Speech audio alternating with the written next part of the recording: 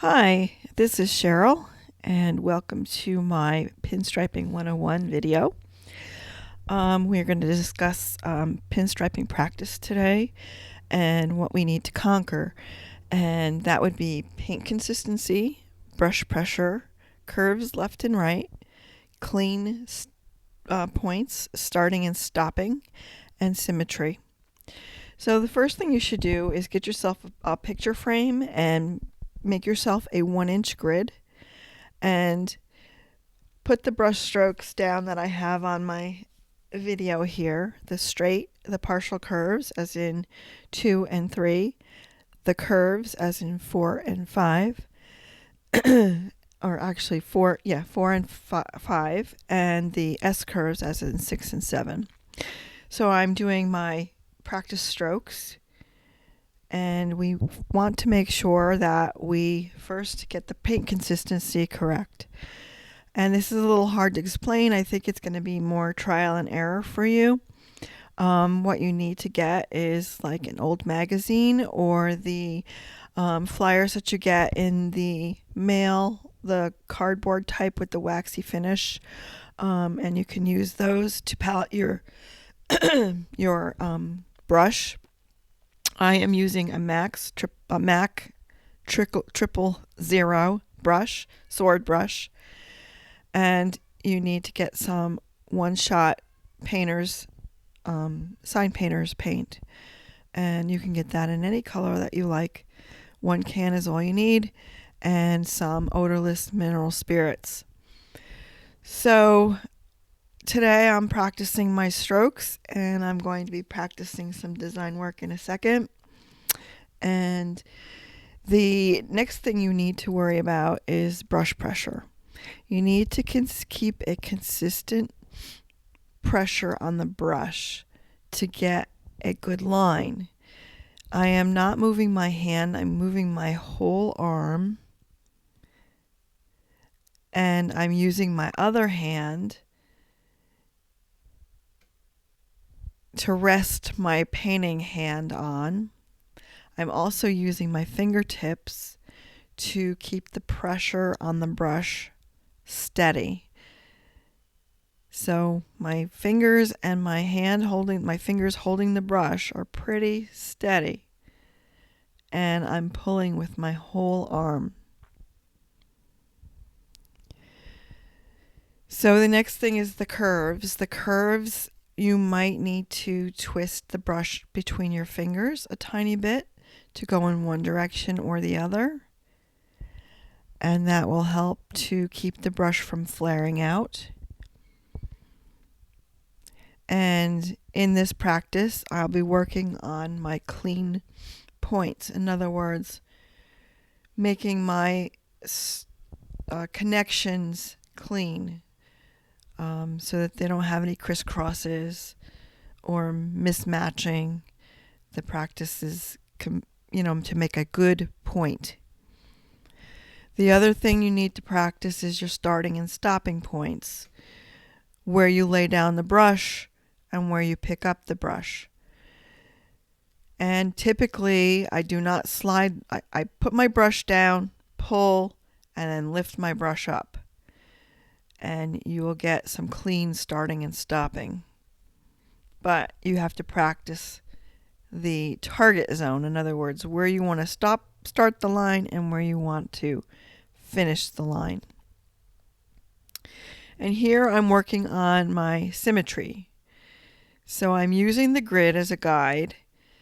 And if you're a left-handed person, you want to start your pattern with your left side and then try to replicate the same pattern using the grid as a guide.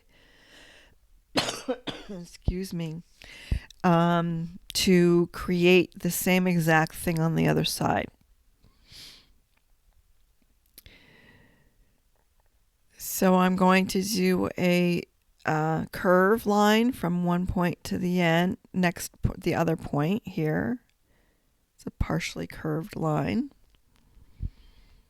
But the symmetry is what you need to work on if you plan on doing classic pinstriping. And if you're a left-handed person, you would start your pattern on the right side and try to replicate it on the left. And that will help you work on your symmetry and get that conquered.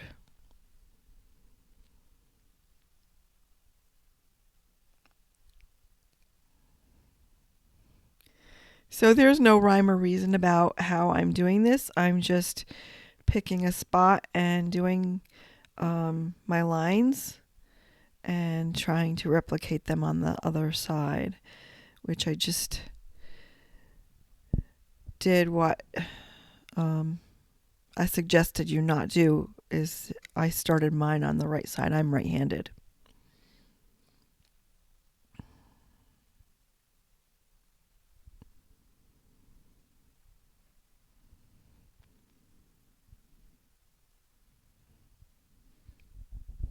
So the idea here is to just practice the starting, stopping, symmetry, brush pressure, all these factors that you need to conquer and create a design with that.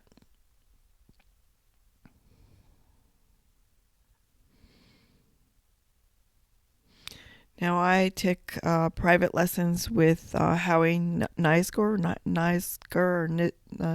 I don't know how he pronounces his last name. It's Nisgor, and he is a pinstriper who lives a few miles from me. Well-known pinstriper. He's been publicized. He's in the Pinstriping Masters book that I showed you in my other video. And I'm done with that pattern, and all you do is take your mineral oil and erase. Mineral spirits, sorry, not mineral oil. And he taught me how to pinstripe, but it's something that you just have to simply practice. He can teach me the basics, and the rest is up to you, which is why a lot of people don't follow through. It takes a lot of practice to get this art form down, which is what I'm doing here. Anyway, Howie took me under his wing, and I learned a lot from him. And he pinstripes with the big boys and goes all over the country.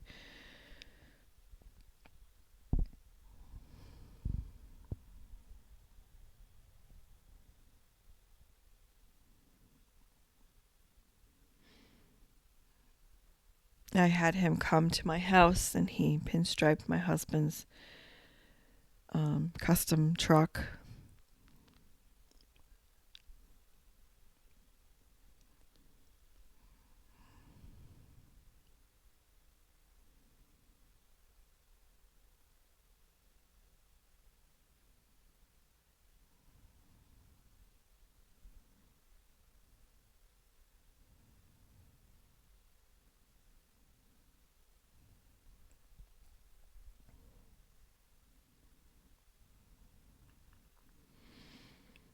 So have some fun with this, and this video is not too very long, and I do a few designs using the information that I just provided to you.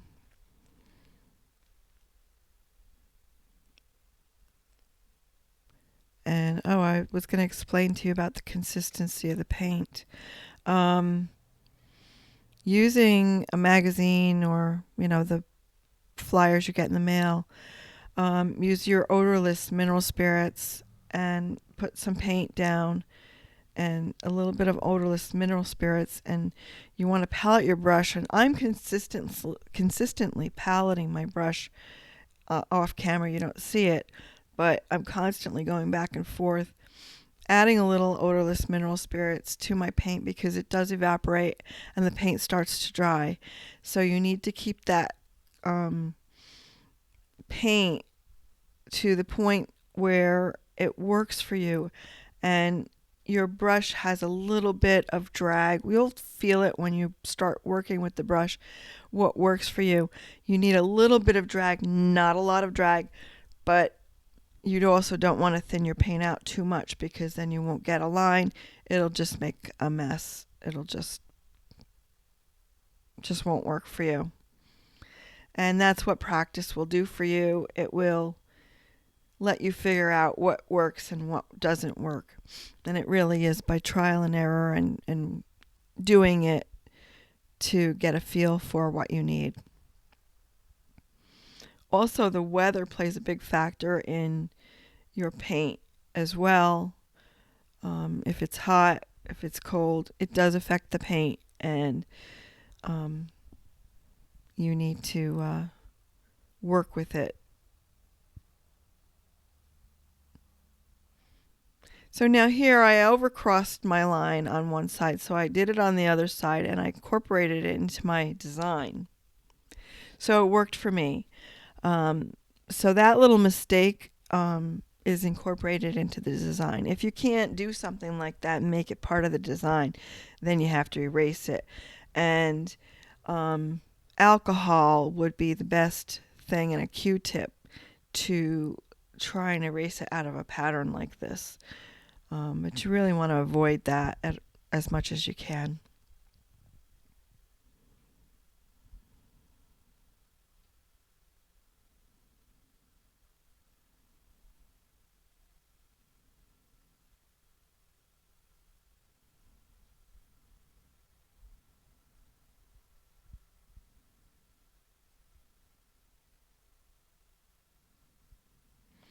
Just trying to figure out where I want to go. This is no particular pattern, and whatever I do on the left, I do on the right.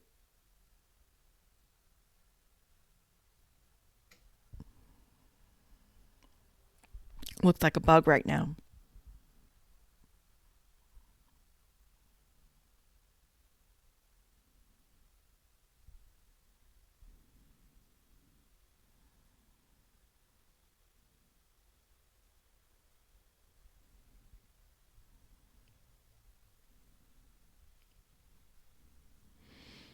So hey guys, give me a thumbs up and subscribe if you haven't. I'd appreciate that very much. Thank you.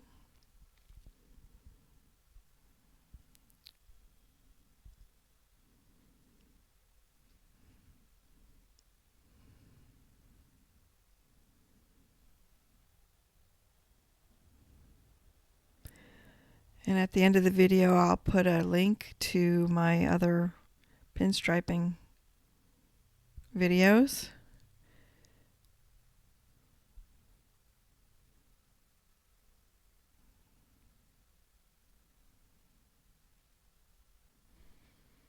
And I will try to touch on specific topics in some future videos.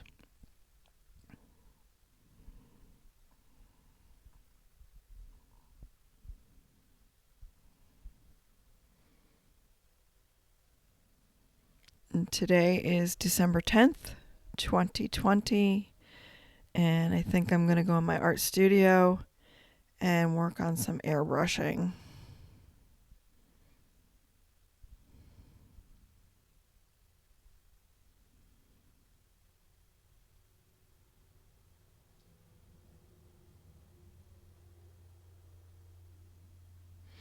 I like to work with anything with a brush.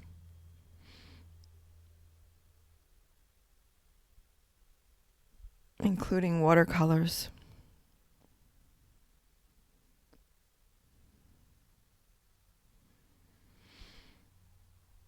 And you can use this sign painter's paint on just about anything. It works on glass, plastic, leather. So you can paint just about anything. Metal. I don't know how it would stay on clothing. I haven't tried that. I typically will airbrush clothing. using my Wicked paints, which you can definitely use on anything. But that's not a pinstripe paint.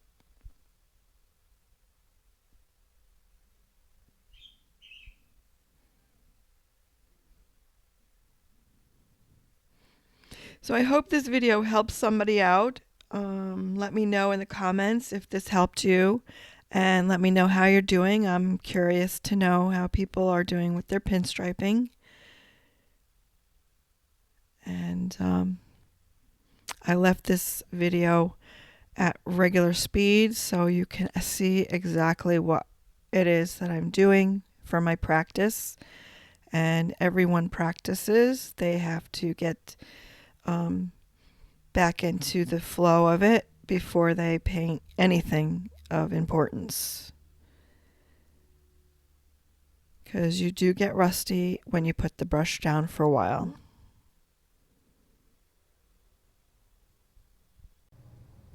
So get your paint and brushes out and practice the 3 P's. That's practice, practice, practice.